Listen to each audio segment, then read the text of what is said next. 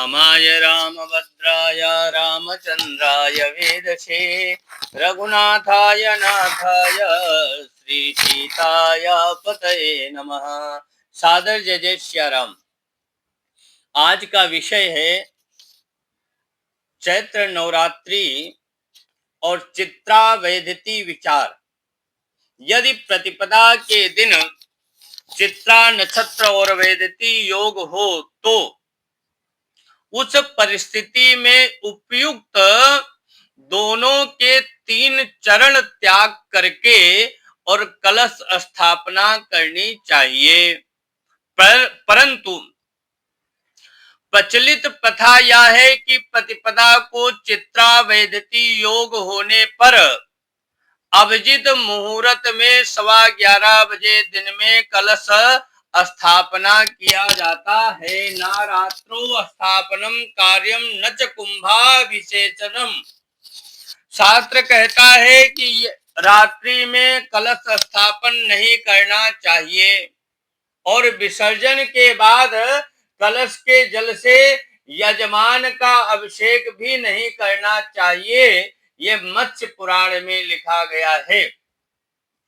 अब विचार करेंगे नवरात्रि के महाअष्टमी का, जिसको महाअष्टमी कहा जाता है। व्रत उपवास नियम में एक घड़ी भी जो तिथि हो उसी को ग्रहण करना चाहिए, परंतु पितृ कार्य में इसके विपरीत होता है। अर्थात प्रातः काल में अन्य तिथि हो एवं श्राद्ध काल में यदि पितृ तिथि मिल जाए तो उसी तिथि में श्राद्ध कर्म करना चाहिए। नवमी युक्त महाअष्टमी को पूजा करनी चाहिए। सप्तमी युक्त महाअष्टमी शोक एवं संताप को देने वाली कही गई है, इसलिए पूजा नहीं करनी चाहिए। अतः कल्याण चाहने वाले मनुष्य सप्तमी युक्त अष्टमी का यत्न पूर्वक त्याग उनको कर देना चाहिए। आवश्यक एक कला मात्र सप्तमी के बाद यदि अष्टमी हो तो उसे शल्य कहते हैं। उस दिन पूजा करने से अमंगल होता है। सप्तमी युक्त अष्टमी पुत्र, पशु और राजा के सहित राष्ट्र का भी नाश कर देती है। सप्तमी युक्त अष्टमी उत्पन्न अनुत्पन्न सभी का नाश करती है।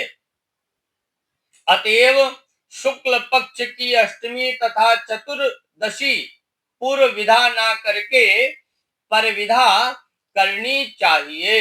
अर्थात अष्टमी नवमी युक्त अगर हो जाए तो आप पूजा कर सकते हैं, और अष्टमी सप्तमी में मिल रही हो तो पूजा बिल्कुल नहीं करनी चाहिए।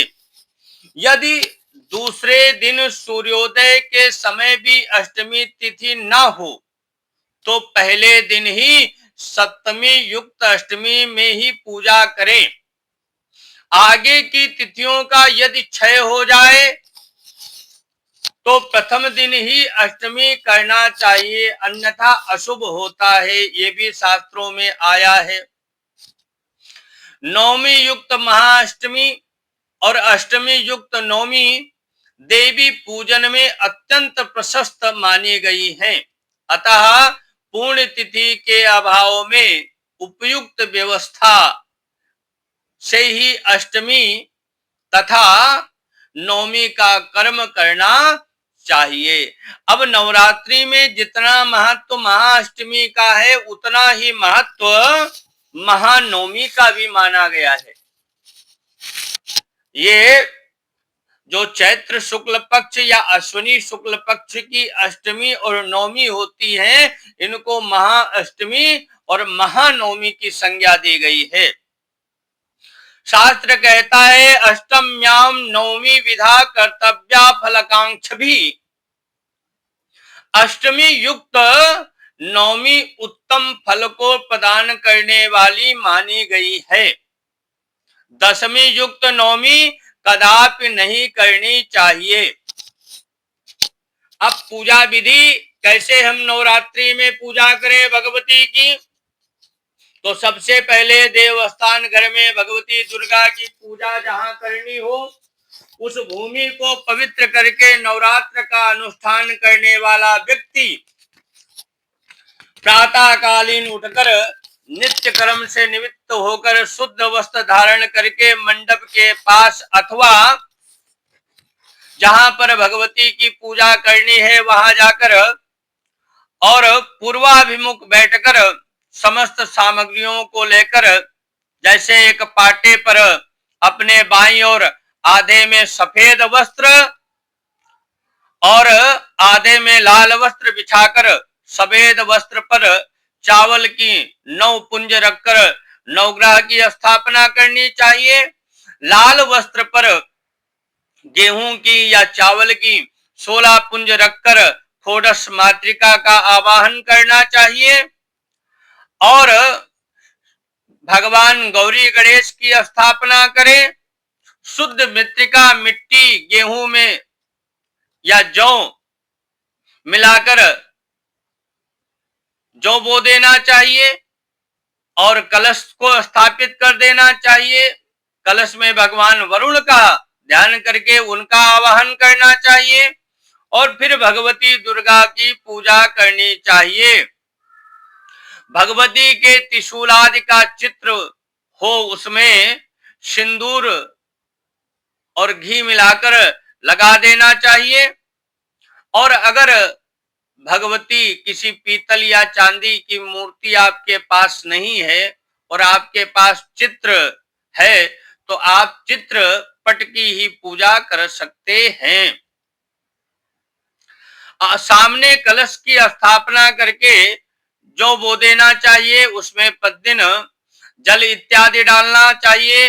अखंड दीपक भगवती के बाईं तरफ दीपक की स्थापना करके प्रज्वलित करें।